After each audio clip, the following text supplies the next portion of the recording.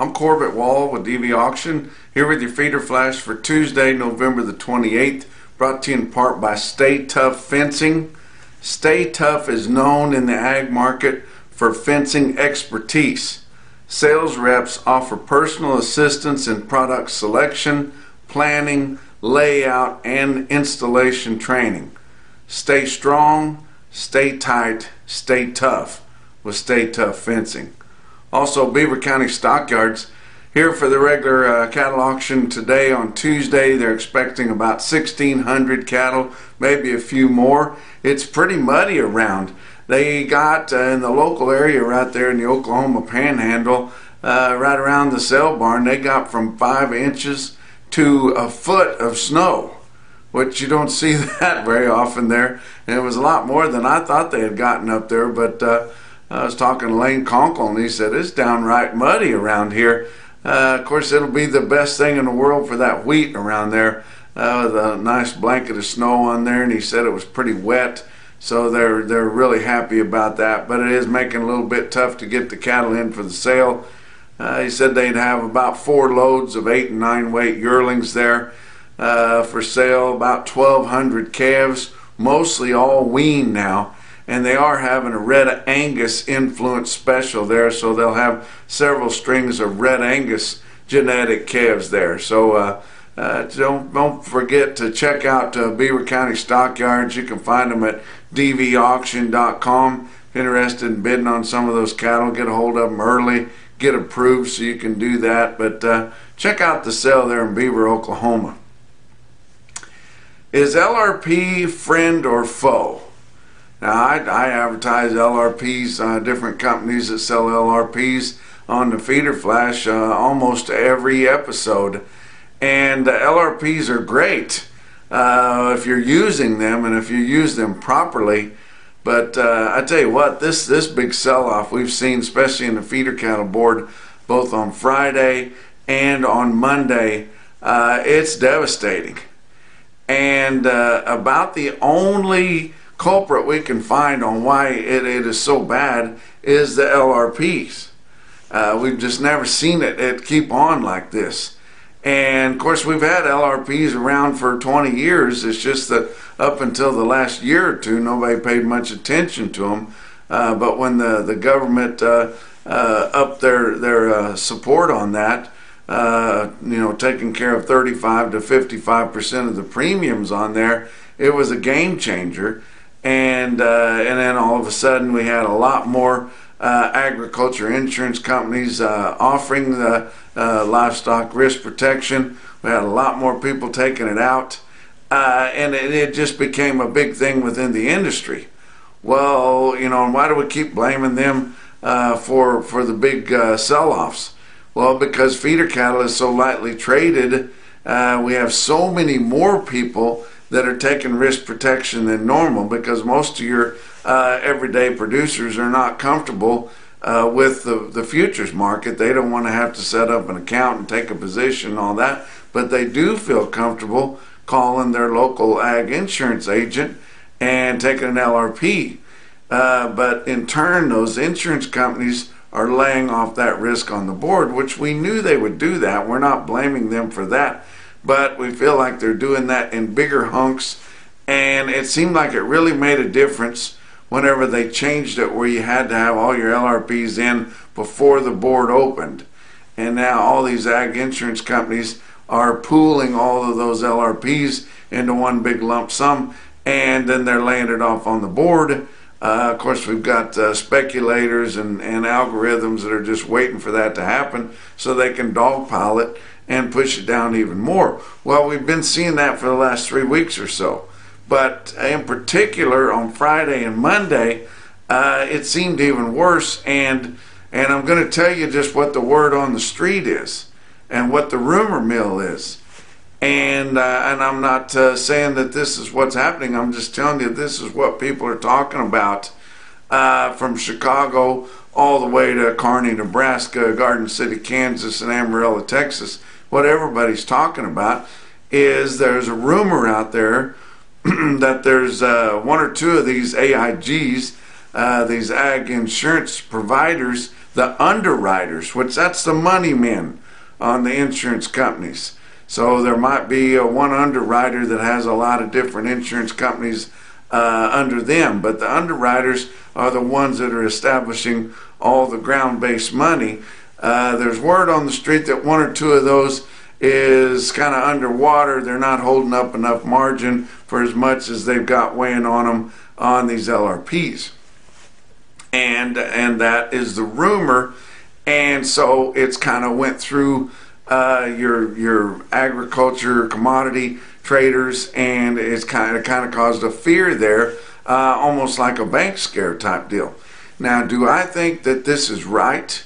Do I think this is true? No, I do not think that it's true. I think that those underwriters have so much money, and this is just a drop in a bucket for them. And I don't even think that anybody would be checking up on them to know whether or not they've got enough money behind them or not. So I do not believe that that's true at all. But I do know that the rumors going out there, and it spread fear around, and it's not healthy, and it's causing a bunch of people to jump ship here on that. Now, I'll tell you another thing that's going on with the LRPs that I do believe is happening is some of your bigger outfits that background and feed cattle to, they are abusing this program. And every time something comes along like this, you have people that are going to abuse it. Well, some of the bigger outfits that handle cheaper, just plain commodity cattle, they are using the LRPs. Why wouldn't they? It's an absolute no-brainer for them, because they take it out based on the board, and then you cash it in based on your CME cash feeder cattle index. It doesn't even matter what kind of cattle you have. So whenever they've got investment in cheaper cattle, why would you not take that out? So they are taking that out, and then they know that they're going to be able to collect on that LRP, but then they are also going ahead and putting their hedge on too. So that's, and then that insurance company is laying off their risk. So now we're getting a double hedge here. So we're seeing that happening. We're seeing some bigger outfits that are taking out way more LRPs than they have cattle for. And you say, oh no, you have to prove that you have the cattle. That's only been of late that you have to prove that. And a lot of these bigger outfits that are actually feeding the cattle, they're coming up with their own paperwork and showing that, yeah, see where we had these cattle here and we just took them on to feed. We didn't actually sell them. And so that is getting corrupted, and like I said, people are abusing the system. And I'll guarantee you that kind of stuff is happening. It's absolutely happening out there. So we're not only seeing our normal pressure from our hedging in our feeder cattle futures especially, but also live cattle futures, we're seeing twice as much, or maybe 3 times as much. And I think that is making a big difference. But LRPs are great for people that need them and people that know how to use them. Was talking to a really good friend of mine on Monday as I was driving, and he told me, he said, the LRP I took out on the cattle that I'm not going to sell until March or April, he said, are saving me $40 a hundred right now. And I'm not saying it would have took him out, but it would have hurt. That's his calf crop. So for those that are taking it out, those that are using it in the proper way, it's absolutely a good thing. But it's just a very convoluted. It's something different, so it's stirring everything up. How much farther are they going to take this feeder cattle board down? I don't know. We don't even have anything that's going to tie to it for almost 2 months. That's going to make it become real on that front month, let alone the out fronts. So they're just going to jack with it, guys. And I don't know what we can do other than stay out of the board's way and try not to pay any attention to it. But you look at your board on Monday, December live cattle futures down $1.47 at 168.77. February down 215 at 168.82. Your back months on live cattle down 262 to down 282.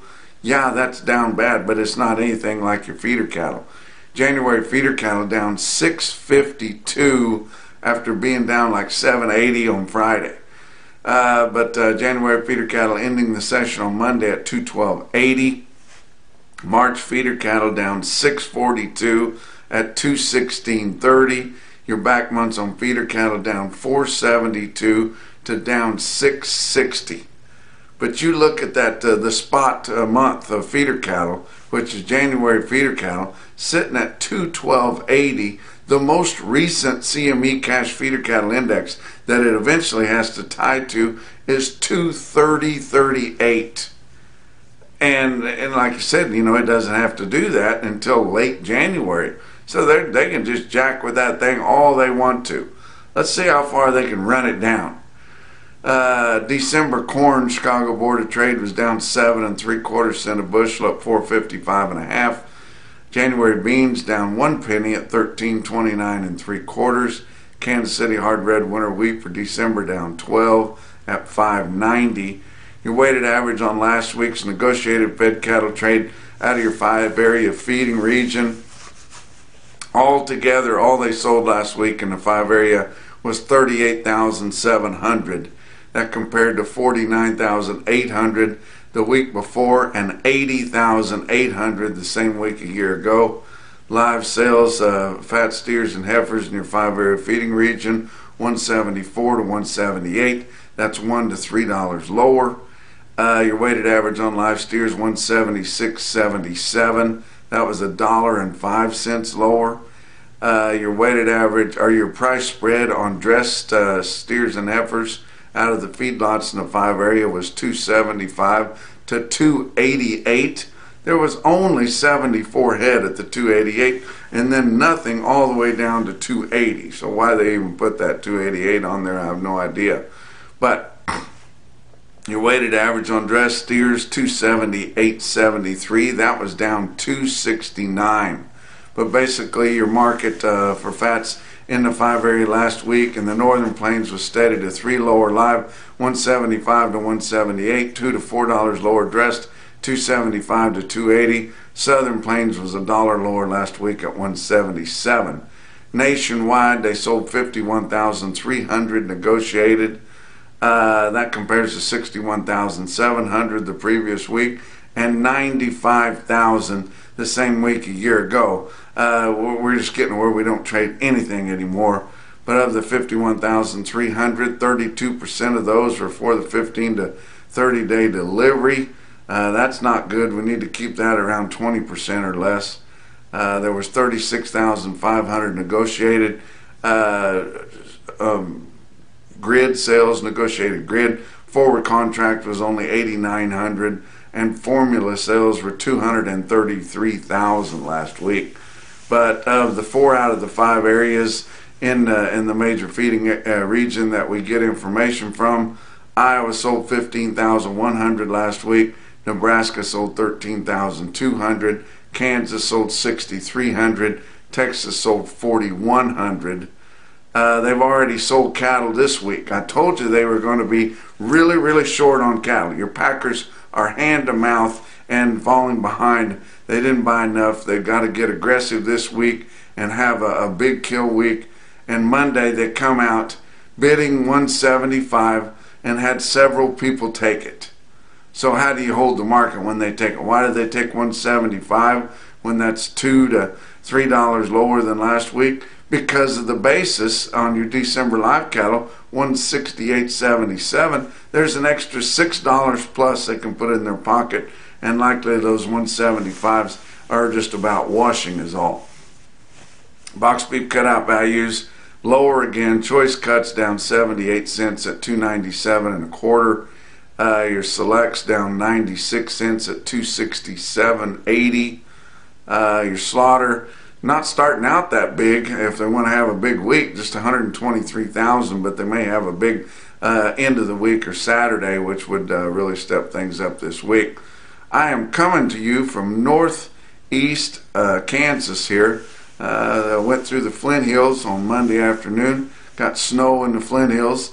But heading up to Osage, Iowa.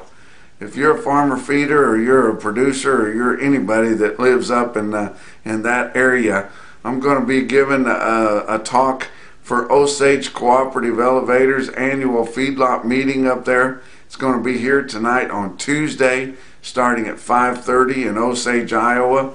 If you guys are in the neighborhood and you would like to come, I assume that they've got plenty of room for everybody that wants to come, but I might get in trouble for that, but we're expecting a good crowd there in Osage, Iowa on Tuesday. Talk about what else is going on. Your Night Latch group, which is Andy and Codell Cunningham, they offer all of your livestock policies with emphasis on gross margin policies. Let them show you how you can hedge the risk on your cattle and your corn at the same time. And then they also have those PRF, your pasture, range, and forage lack of rainfall insurance policies. So if you're interested in doing that, especially if you live down there in that dry country, those are good policies to hedge the risk on your operation. For more information, go to nightlatch.net. Talk about your feeder cattle market, your real-time index on DVAuction based on an 800-pound cash auction steer up through your middle 12 states, up through Monday's trade, 228.57 down 293. And like I mentioned earlier, your latest CME cash feeder cattle index is 230.38, fixing to fall big time. If you guys would like to talk to somebody that has to do with this CME and all the problems we have with it, the U.S. Cattlemen's Association's convention is going to be this weekend in Fort Worth, Texas. And they are going to have the CME and the CFTC chair there, and they are going to be taking questions, and they are going to be getting maybe not a presentation, but giving a talk from them, along with a lot of other really pertinent things that are going on in the industry. If you've been disappointed by going to some of the larger cattle conventions, I think you should try out U.S. Cattlemen's Association. I support them. It's very refreshing to go there. It's cattle people. It's not just suits. It's not just people having their university alumni meeting. It's a really good meeting there. You'll meet some really good people, and you can get some answers on some things because they've got people there that have the answers. So check that out. U.S. Cattlemen's Association convention this weekend in Fort Worth, Texas on Friday and Saturday. Talk about your big sales on Monday. How about Oklahoma National Stockyards in Oklahoma City? 5,500 head for them. Your steer calves are mostly steady with last week's gains. Heifer calves are $4 to $8 higher. It's wheat time, guys, and there's wheat everywhere in central Oklahoma, and they want something to munch it. Feeder steers weighing under 750 were steady to $3 higher in the face of this sharply lower board, guys. You can't stop cash. Bigger feeder steers weighing over 750, and all your feeder heifers were $3 to $6 lower. So that could be expected there. But it's amazing how the market is staving off all this technical pressure from your commodity board. We'll talk about another big high volume sale on Monday. Joplin Regional Stockyards, 8,700 head for them, and their market was straight up $8 to $17 lower, which is almost exactly how much their market was higher last week. Of course, they had that yearling special last week. They had a lot of yearlings this week too, but not as fancy and not with such a bow tied around them as they did last week, and that the market just took back what it gained last week. So we're back where we were. But Joplin Regional Stockyards is your NationalBeefWire stick-out sale of the day.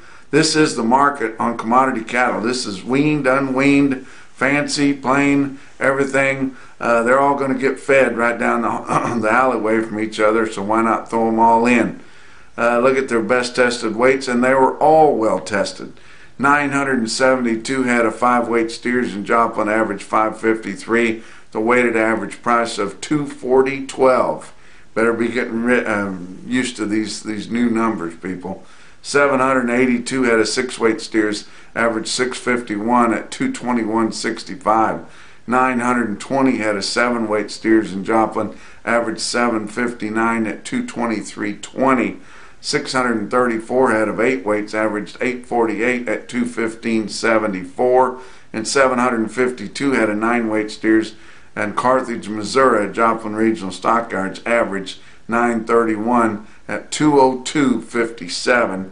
Look at some best tested weights of heifers. 622 head of 4-weight heifers averaged $449 at $225.43. 1,058 head of 5-weight heifers averaged $548 at $211.97. And 605 head of 651-pound heifers thrown all together had a weighted average price of $206.14. Give you a couple individual quotes that are not the norm, but these are real stick-out deals. Sioux Falls Regional Livestock in Worthing, South Dakota sold 50 head of 498 or 500-pound fancy steers that bring $320. Not sure how much longer we'll hear those kind of numbers. But the most impressive quote that I saw anywhere on Monday, your Macrocin, no BS, top quote for the day, come from Ted Baum at Elgin Livestock Sales in Elgin, Nebraska.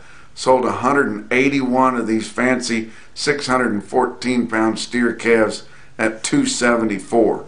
And that's your feeder flash for Tuesday.